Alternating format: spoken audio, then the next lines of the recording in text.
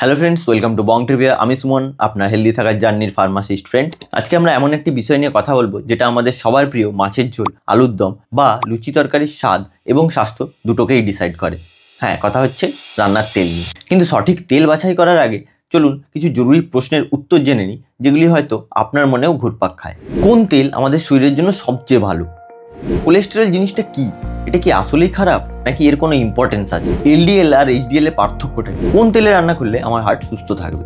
আজকে আমরা এই সব প্রশ্নের উত্তর খুব সহজভাবে জেনে নেব। So what is cholesterol?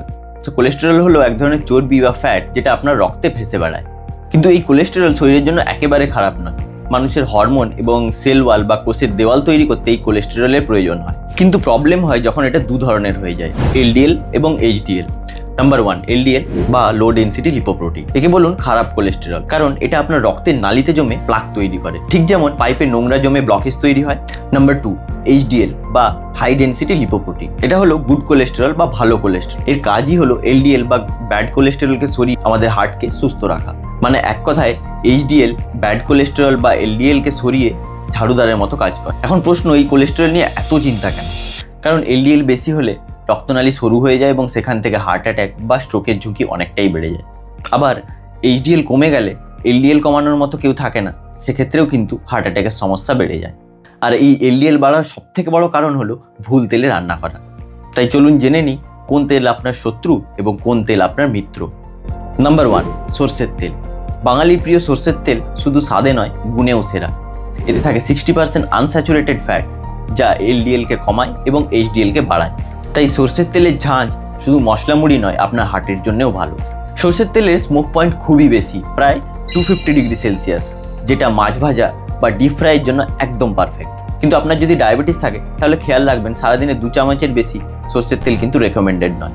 Next, palm oil. এবার বলি পাম অয়েলের কথা। প্যাকেজড ফুড যেমন চিপস, এসবের মধ্যে এই তেলই ব্যবহার করা হয়। এই তেলে থাকে 50% স্যাচুরেটেড ফ্যাট, যা এলডিএলকে আকাশ ছোঁয়া করে দেয়। এর স্মোক পয়েন্ট 232 ডিগ্রি সেলসিয়াস, তাই সস্তায় ডিপ ফ্রাই করার জন্য এই তেলকে ব্যবহার করা হয়।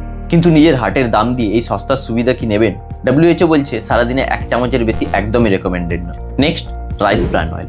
ক্রাঞ্চি ভাজি খেতে চান, সাথে এলডিএলকেও মেনটেন করতে চান, তাহলে কিন্তু রাইস ব্রান অয়েল আপনার জন্য। এতে আছে 80% আনস্যাচুরেটেড ফ্যাট এবং অ্যান্টিঅক্সিডেন্ট, যেটা আপনার এলডিএলকে 15% পর্যন্ত কমাতে সাহায্য করে। এর স্মোক পয়েন্টও কিন্তু অনেক বেশি, প্রায় 232 ডিগ্রি সেলসিয়াস, তাই একে বেগুনি বা পেঁয়াজি বা যে কোনো রকম তেলে ভাজার জন্য একদম পারফেক্ট। ডায়াবেটিস রোগীরাও এই তেল ব্যবহার করতে পারেন, কিন্তু লিমিটে।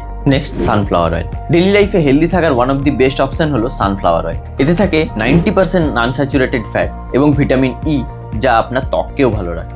এর স্মোক পয়েন্ট 227 ডিগ্রি সেলসিয়াস, যা পরোটা বা লুচি ভাজার জন্য একদম পারফেক্ট। কিন্তু মনে রাখবেন, আপনার যদি হাই প্রেশার থাকে তাহলে কিন্তু এই তেলের সাথে আপনার লবণ খাওয়াটাকেও লিমিটে রাখতে হবে। Next, olive oil. ওয়েস্টার্ন এই তেল আমাদের বাঙালি রান্নায় কতটা যায় সেটা আপনারা নিচে কমেন্ট করে জানান।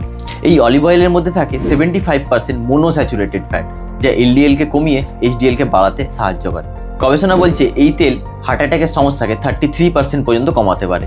কিন্তু এই তেল দিয়ে ডিপ ফ্রাই একদমই করা যায় না, কেন কি এর স্মোক পয়েন্ট অনেকই কম, প্রায় 190 ডিগ্রি সেলসিয়াস। তো বন্ধুরা, আজকে আমরা শিখলাম হার্টের শত্রু পাম অয়েল, হার্টের মিত্র সরষে, অলিভ এবং রাইস ব্রান অয়েল, এবং ক্রিস্পি ফ্রাইয়ের জন্য সানফ্লাওয়ার অয়েল।